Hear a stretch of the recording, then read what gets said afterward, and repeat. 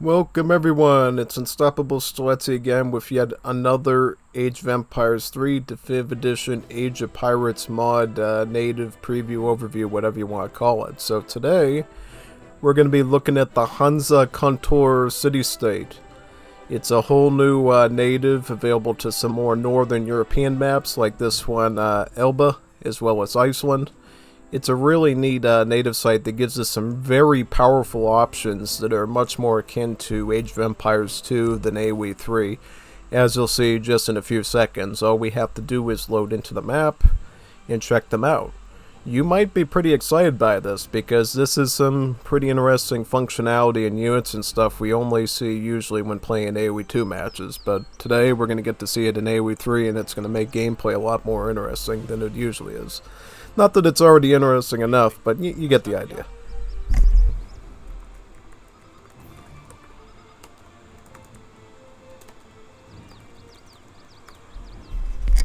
Firstly, we need to make a bit of quick army here so we can take a special city site over there to get the native site actually, so we'll just take some skirms with us and run up there real quick.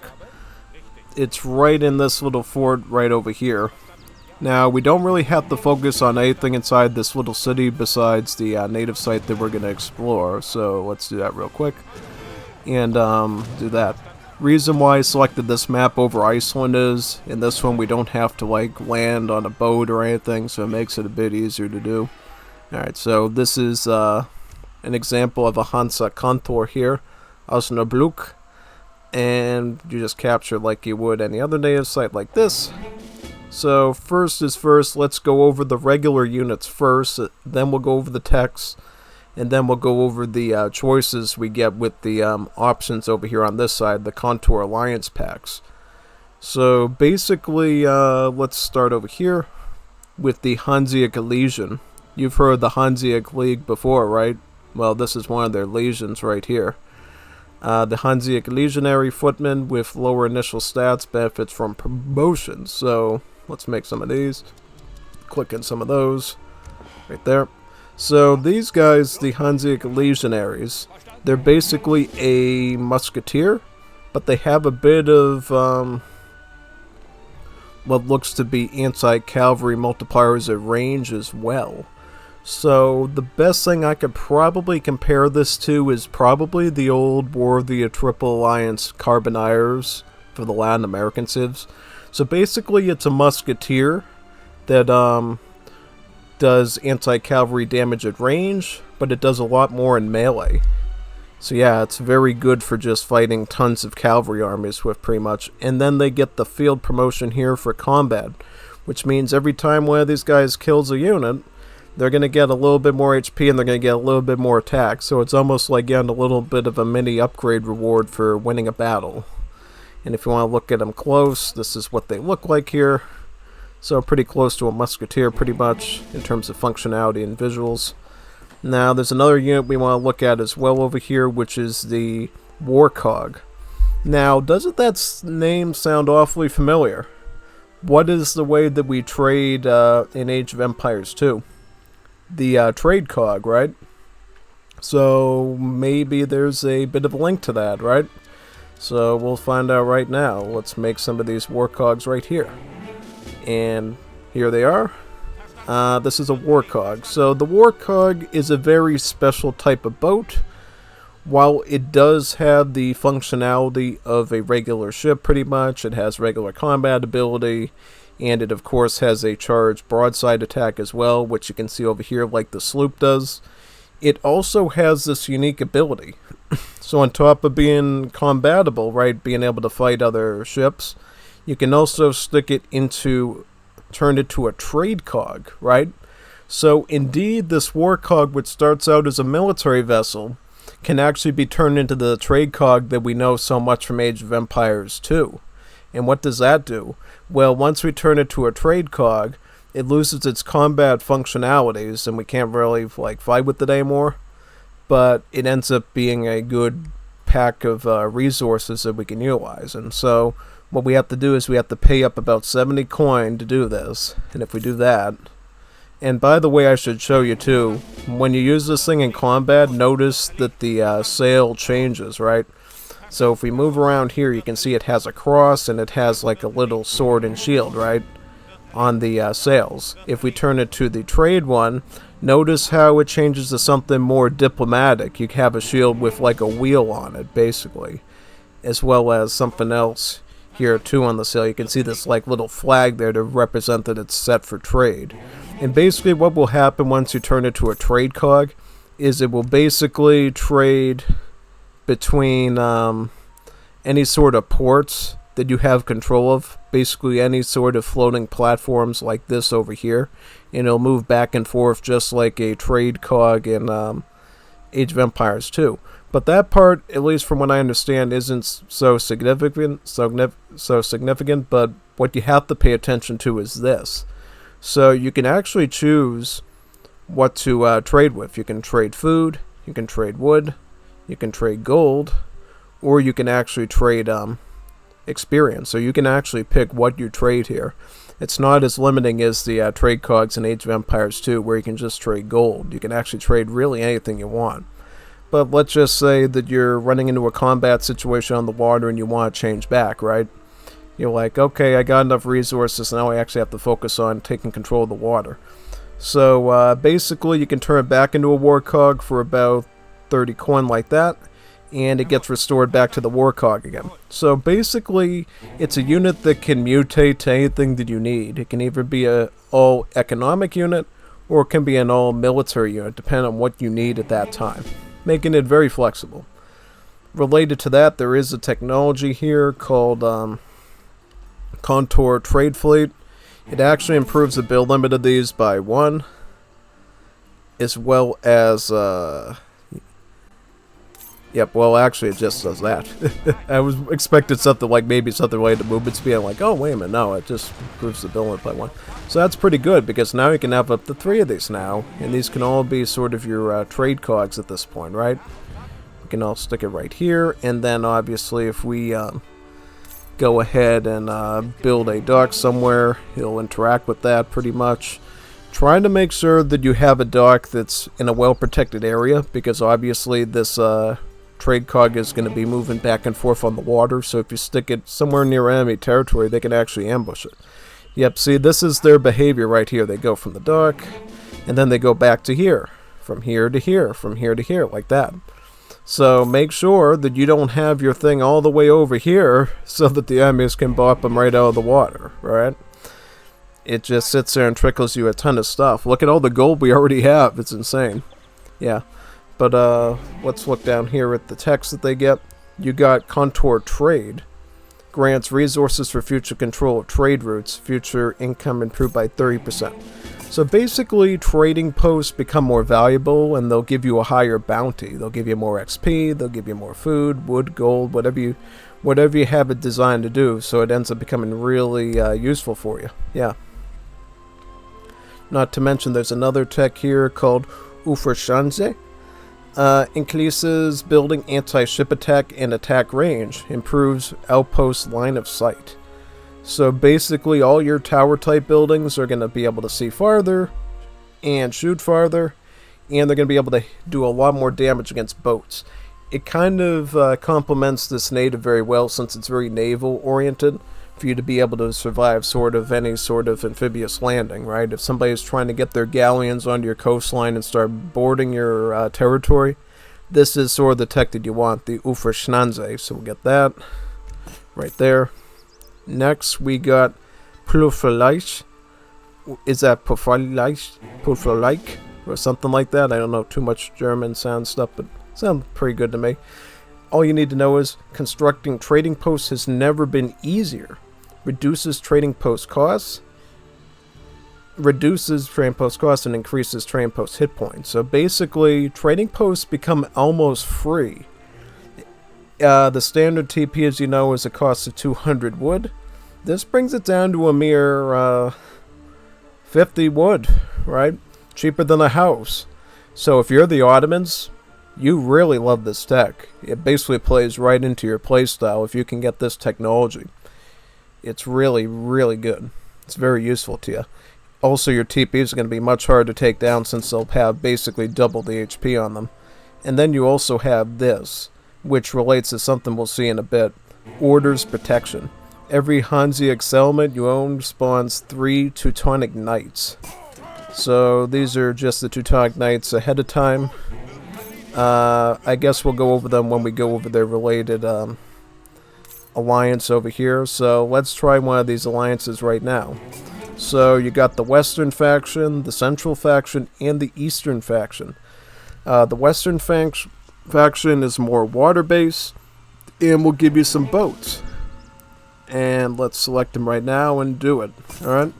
So on top of your war cog or trade cog, depending on what you're using them for, you get a second boat called the Kontor Floyd, a slow, powerful ship resistant to fire that can train units. So let's make some of those real quick, right here, and this is what they look like. So they can train Hanseatic legionaries, which is pretty good. They can also construct docks, just like a steamboat of the United States, which is quite useful. And in general, it's going to add to your navy even more. So on top of having the war cogs you could potentially add to your navy, you'll be able to add these as well. But it doesn't end there. There's one more thing you can get as well. So there is this tech here that the Western faction gives you as well, which is SMS Hansa. Ship's a modern destroyer-class warship. So, destroyer is basically a big armored boat here, pretty much, that you can get that will essentially spawn in right at the point that you need. So here is the destroyer right here. It's a very powerful armored ship, and it's got a lot of perks to it. It's got a lot of HP, tons of damage. It has the block ability as a passive one, and it also even has the long-range bombardment, so it also has the functionalities of a monitor. Notice the turret on the front of the ship there, so that thing can go whoop, and it's super far away. It's very powerful. If you want to go Navy, just go with the Western faction. Now we want to go over the Central faction and the Eastern faction. And they're going to give us even more cool stuff to work with. I think the Eastern faction is probably the best one for land. That's at least my opinion. So we'll just capture that thing over again and do the same thing all over again.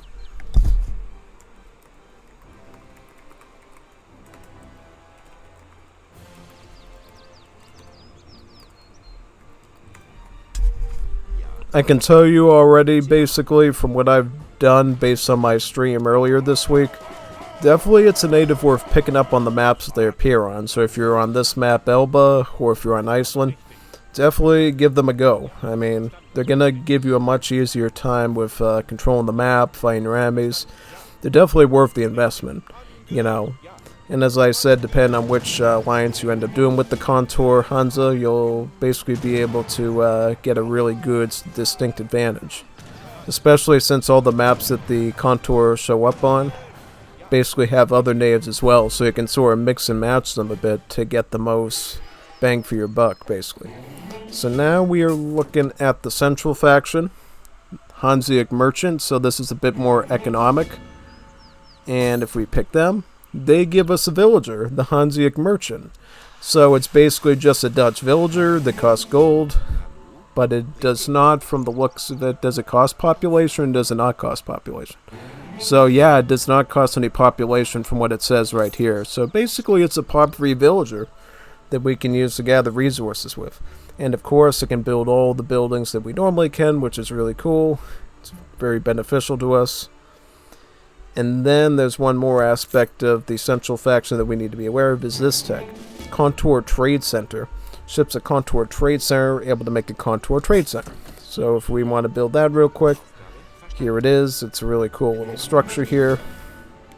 And from it, we get a few abilities.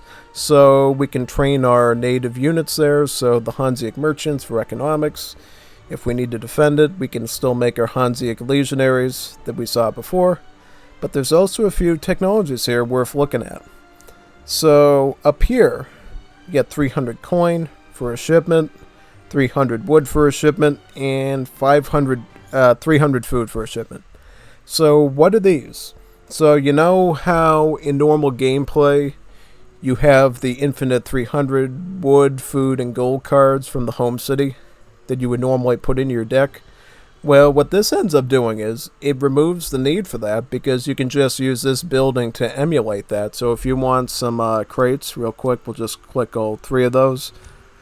Your shipments go down to about 14, and then you get a nice set of crates here. So if you're running low on resources, just click this. But note that you will lose a whole shipment doing so, so be very, very careful. Right, if you don't have a lot of shipments in the back of your pocket, definitely don't do it. But obviously, if you like those cards when playing treaty or whatever, you're going to have access to them using this building, which is very convenient since you really get any resource you need. So if you need food, it's there. If you need wood, it's there. If you need gold, it's there. Very nice. Also, we got some technologies down below that we should look at.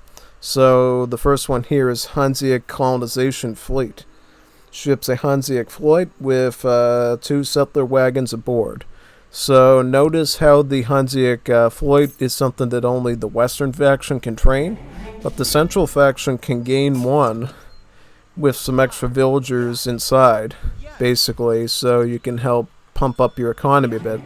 And remember, of course, that the settler wagons are worth about 2 villagers in terms of gather rate value in that regard. So really it's like stuffing this thing with 4 villagers, which is quite nice, you know what I mean? And definitely if you're not Germany, I'm Germany unfortunately, but if you're a civ other than Germany or a related one with settler wagons, it's just going to be even more economy for you to take advantage of, which is pretty neat. Now there's another tech to look at as well here, which is the Kontor banking. So it delivers a bank wagon and it also improves bank bill limit by 1.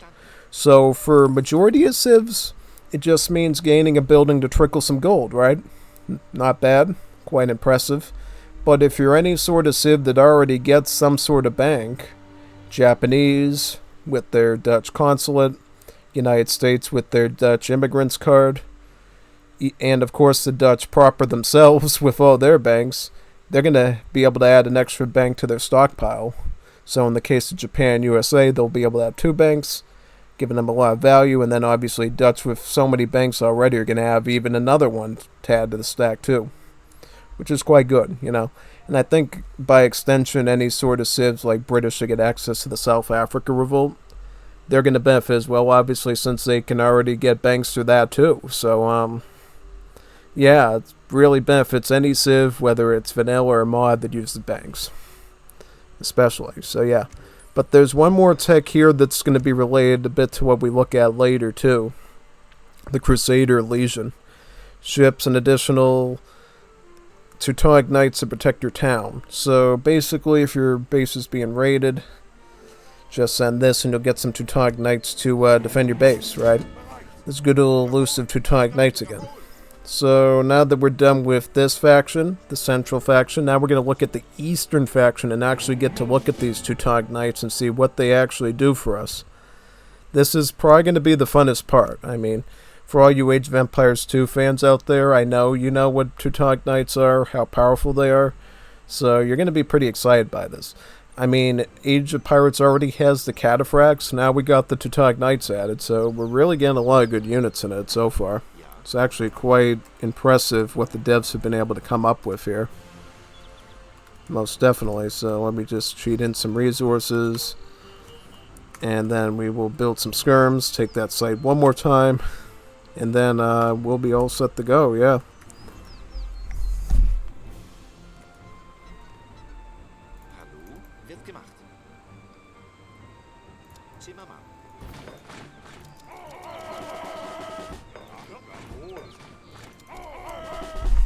You generally don't need too many troops to take this site, by the way, when you're doing this sort of playtesting. Just a little bit. Yeah, just enough to be able to fight those guarding Lanishes in there. We'll just fight through all those, and we should be all set. Yep. It helps definitely that I have multipliers on my troops too. I don't know if these are heavy infantry, but it seems like they probably are. Alright, so let's get this site here. Very good. And now we're going with the Eastern faction. The Eastern faction is mainly military base, and be it land military base. If you want water, go with the Western faction. If you want land-based protection, go with the Eastern one. So the Eastern one gives us this unit here, the Teutonic Knight. So if you've played Age of Empires 2, You know what a Teutonic Knight is and what it's good at. So we'll just make those right here. Let's bring them over to this side, over here, so you can see them.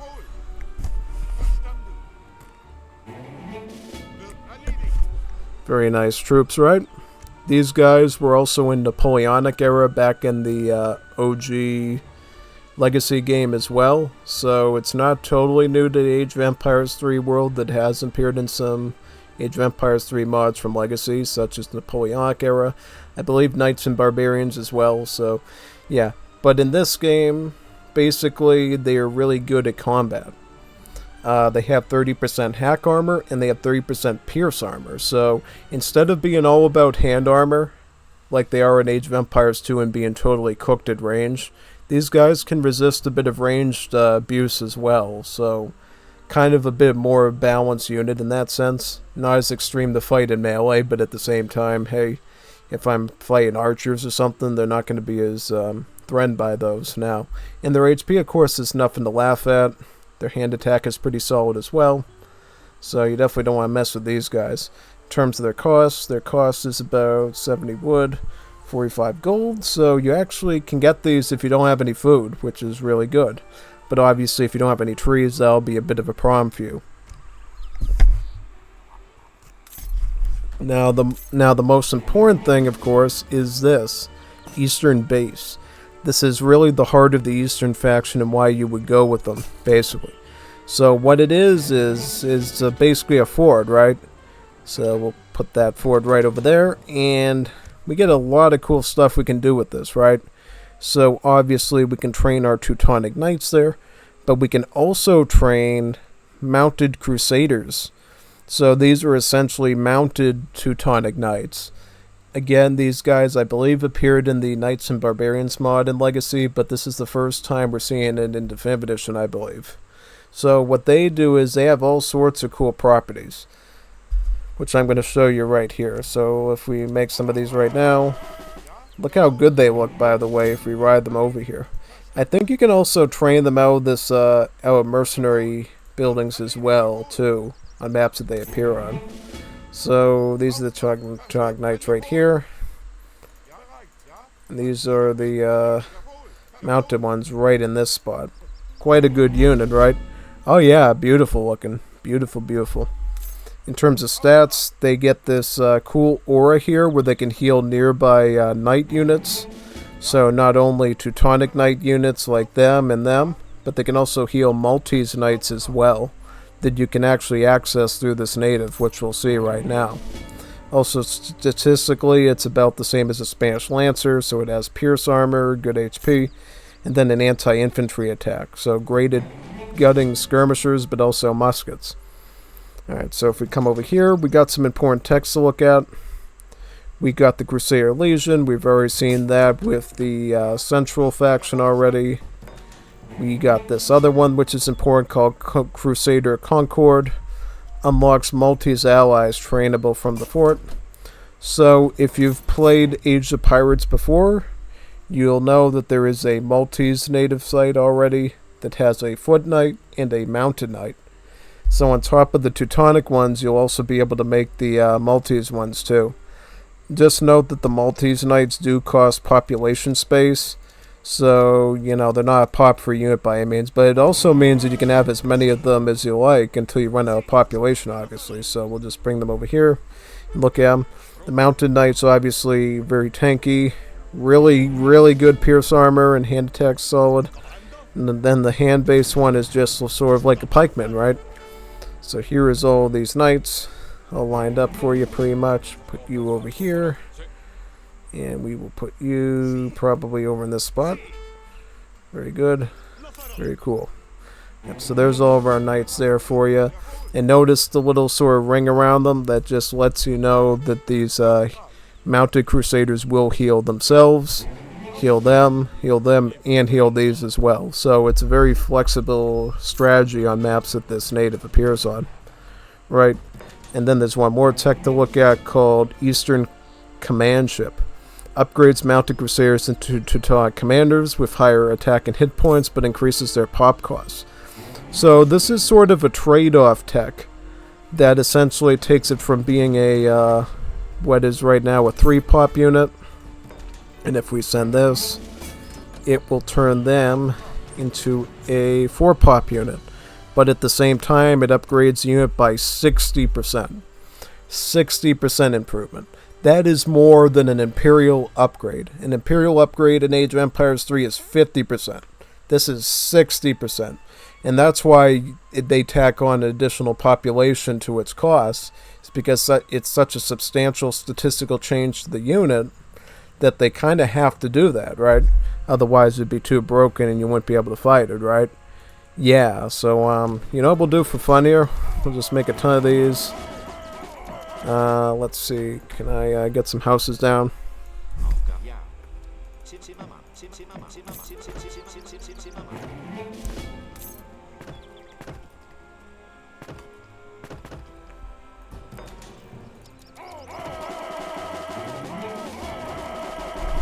And now that I looked at it, these guys do have a build limit, sort of similar to the Prince Electors, so I detract that statement right now. Alright, so anyways, let's just round up as many of these Teutonic Knights as possible and try to run them into an enemy base to see what happens, just for the fun of it. Just for entertainment. Alright, let's run them down here and see what we can accomplish.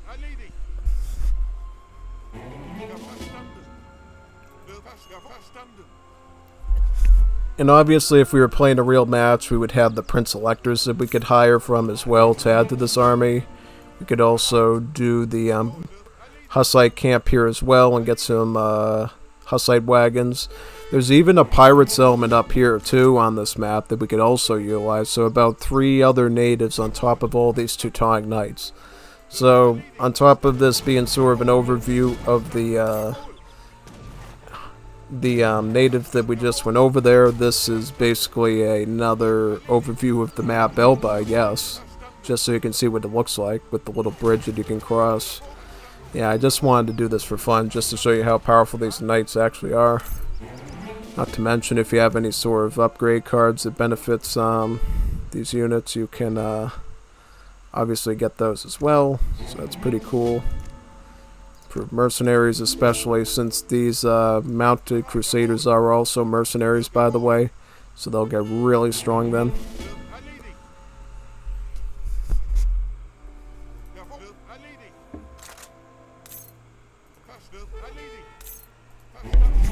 Here we go. A ton of Maltese knights and Teutonic ones ready for combat. Let's do it. Here we go. Up against Gatling camels. We got raiders, the Lafidi knights. We got Fulani archers. This is how they look in combat, by the way. They're absolutely insane. They can cut through lots and lots of stuff, right? And obviously with the siege, the foot knights are obviously going to be the best at that, but the mounted ones won't do so bad either. So, I mean, yeah, look at just how quick we're cutting through everything. This bot, literally with the speed always wins advantage, is losing buildings at the speed of light from these things. It's very, very powerful. Quite intense to deal with. Right, the university is going to be going down now. This camp will be going down as well. And basically be cooked at that point, right? Oh yeah, most definitely. Bot doesn't even really know what to do at this point because he's getting completely stomped by all this stuff. I just sent like one army in of stuff and he's already sort of surrendering at this point. He's not even trying to rebuild. That's just how you know how powerful this is, really. Let's take out the TC and hopefully call it a day. If not, we'll just make a few more and run them down there real quick.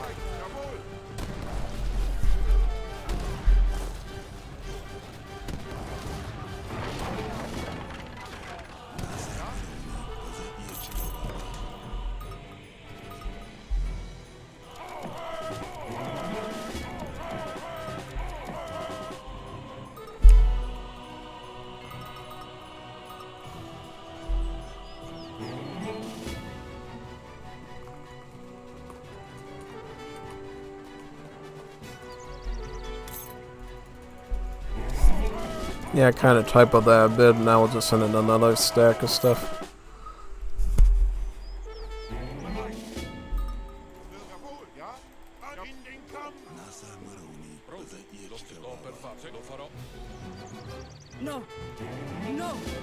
You may force me to escape, but I will strike back with the help of my Fulani and Tuareg comrades.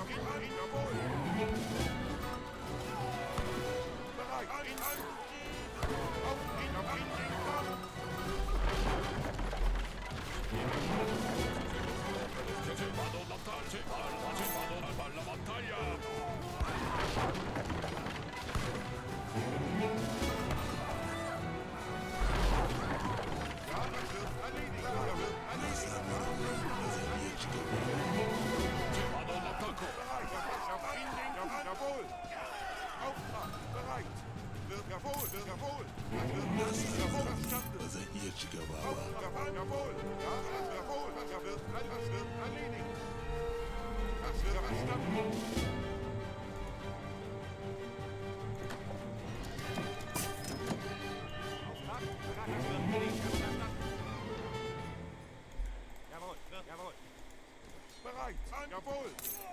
Wird verstanden. Auftrag. Ja, in an bereit. Jawohl, jawohl, wird verstanden. Wird alles bereit. Jawohl, wird jawohl. Jawohl.